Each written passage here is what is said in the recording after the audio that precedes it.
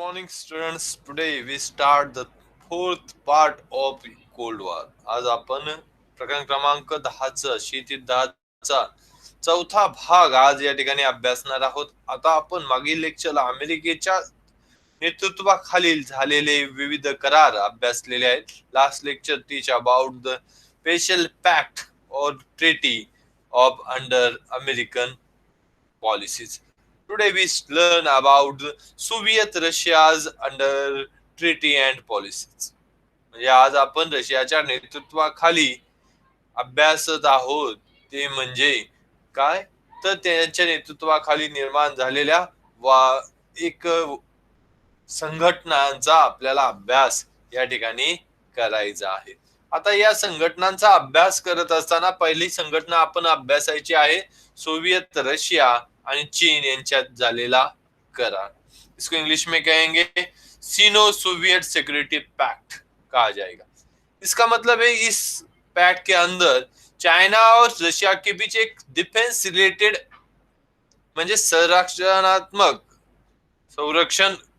धोरणात्मक एक करार झालेला है. डिफेंस रिलेटेड ये पैक्ट हुआ था. इसके अंदर क्या हुआ था, दोनों के बीच सोवियत रशिया चाइना को economical, industrial and technological support करेंगे. Why? Because China start the communist ideology. चायनाला हे औद्योगिक असेल, तंत्रज्ञान असेल, आर्थिक मदत रशिया करणार होती, कारण त्या देशामध्ये साम्यवादी विचारसरणीचा प्रसार सुरू झाला होता. त्यानंतर रशियाच्या नेतृत्वाखाली नाटो या संघटनेला विरोध करण्यासाठी वारसा करार घडवून आणलेला आहे. नाटो को अपोज करने के लिए यहाँ पे वारसा पैक्ट किया है. ये पैक्ट मेनली क्यों है, तो अमेरिकन पॉलिसीज को अपोज करने के लिए और कम्युनिस्ट आइडियोलॉजी को की स्ट्रेंथ बढ़ाने के लिए ये पैक्ट किया गया है. इसमें भी 7 कंट्रीज पार्टिसिपेट थी. इसमें सोवियत रशिया था, अल्बेरिया था, Albania, Czechoslovakia, east Germany, Hungary, Poland, Romania, ये कंट्रीज का यहाँ पे मेन रोल है. और 1968 यानी कि 1968 साली अल्बेनिया इस ग्रुप से बाहर चला गया. इस वजह से 6 कंट्रीज ही यहाँ पे रही है. सोवियत रशिया के बारे में इतना ही, इनके ग्रुप्स के बारे में इतना ही पढ़ना है. लेकिन अब इसके बाद हमें देखना है अलिप्ततावाद बानी भारताची भूमिका, यानी कि non alignment policy of India and नाम के बारे में हमें देखना है. After second world war Soviet Russia और अमेरिका के बीच हुए वर्ल्ड डिवाइडेड हुआ है, ग्रुप में बांटा गया है. और इसमें कुछ ऐसी कंट्रीज थी जैसे भारत जैसी कंट्रीज जो चाहती थी वो अमेरिका के साथ भी ना जाए और सोवियत रशिया के साथ भी नहीं जाए. हाँ, जब उनको कुछ चाहिए होगा तो वो क्या करेंगी, तो दोनों कंट्रीज की हेल्प लेके अपनी खुद की डेवलपमेंट कर सके. और इस बीच अगर उनकी जो भी पॉलिसीज है वो अपनी खुद की पॉलिसी खुद बना सके. इस ऐसे पॉलिसीज को मराठी में कहा गया अलिप्ततावाद और इंग्लिश में कहा गया है नॉन अलाइनमेंट मूवमेंट. यानी कि ये दोनों ये कंट्रीज क्या करेगी, दोनों ग्रुप से दूर ही रहेगी और खुद की डेवलपमेंट करेगी और पीसफुल कंडीशन मेंटेन करने का काम वर्ल्ड में करेंगी. अब ये इसको कहा जाता है नाम यानी क्या, नॉन अलाइनमेंट पॉलिसी. मराठी में नाम कहा जाता है, इंग्लिश में भी नाम कहा जाता है. नाम ये वर्ड कहां से आया है, तो इंग्लिश के नॉन अलाइनमेंट मूवमेंट का शॉर्ट फॉर्म है नाम. और इसमें ये नाम फाउंडेशन नहीं कह सकते, जो नाम ऑर्गेनाइजेशन बनाया गया है ये किसने बनाया है, कौन कौन थे इसमें मेन रोल. तो इसमें हमारे former prime minister Pandit Jawaharlal Nehru थे, इंडोनेशिया के डॉक्टर सुरकानो थे, घाना के क्वामे निरखोमा थे, इजिप्ट के गमाल अब्दुल नासिर थे, इसके बाद युगोस्लोवाकिया के मार्शल टीटो थे. इन लोगों ने लीडिंग लेके यहाँ पे नाम ये ऑर्गेनाइजेशन बनाने का काम किया. अब इसमें से नॉन अलाइनमेंट नेशंस के यानी कि अलपतितावादी राष्ट्र, इस कंसेप्ट के अंदर किसे कहा जाएगा, इसके बारे में अब हमें सोचना है। ये कंट्रीज नॉन अलाइनमेंट मूवमेंट की कंट्रीज यानी अलपतितावादी राष्ट्र कोणाला म्हणायचे, जो कंट्री अपने पीसफुल लिविंग पॉलिसीज का यूज करके खुद की डेवलपमेंट करना चाहे, खुद का एक ओन फॉरेन पॉलिसी हो उनकी,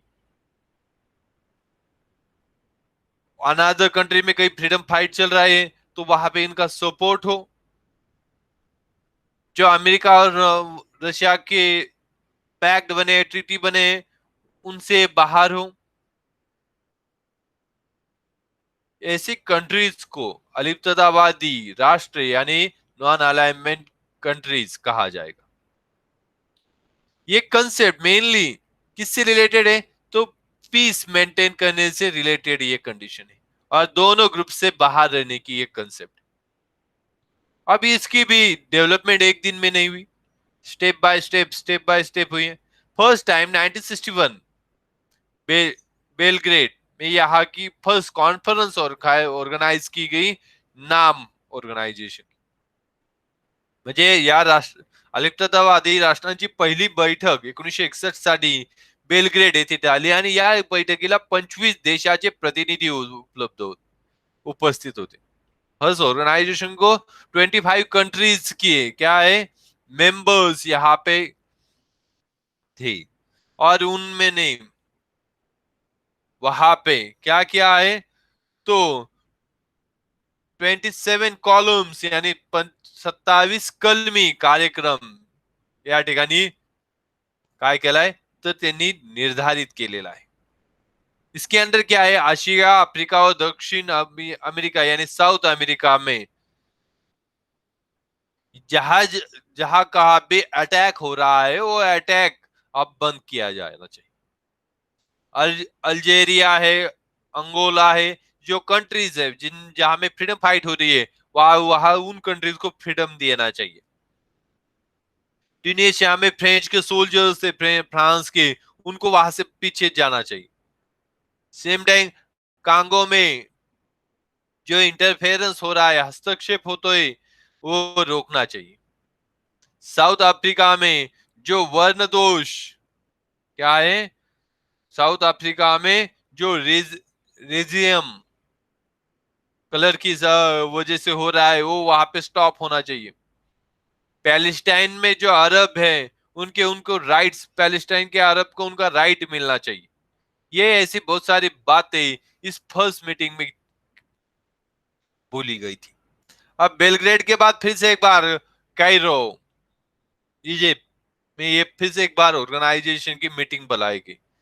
कब बुलाई गई, अक्टूबर 1964 में ये मीटिंग बुलाई गई। इस मीटिंग में उस समय के इंडिया के प्राइम मिनिस्टर, इंडिया के प्राइम मिनिस्टर लाल बहादुर शास्त्री वहां पे गए थे और वहां पे जो भी लष्करी गट और परदेशी लष्करी तळ आहेत यांच्या विरोधात जागतिक लोकमत तयार करणं हा एक त्यांनी महत्वाचा मुद्दा मांडला। मग यानी कि जो इंडिया के प्राइम मिनिस्टर थे उन्होंने क्या कहा है, हमें ग्लोबल ग्लोबल अवेयरनेस करनी चाहिए। किससे किससे भी किस रिलेटेड, जो अनादर कंट्रीज के मिलिट्री के स्टेशन से मिलिट्री की जो भी पॉलिसीज है उसके खिलाफ एक ग्लोबल अवेयरनेस करनी चाहिए जिसकी वजह से इनके ऊपर प्रेशर बना रहे, प्रेशर बन सके।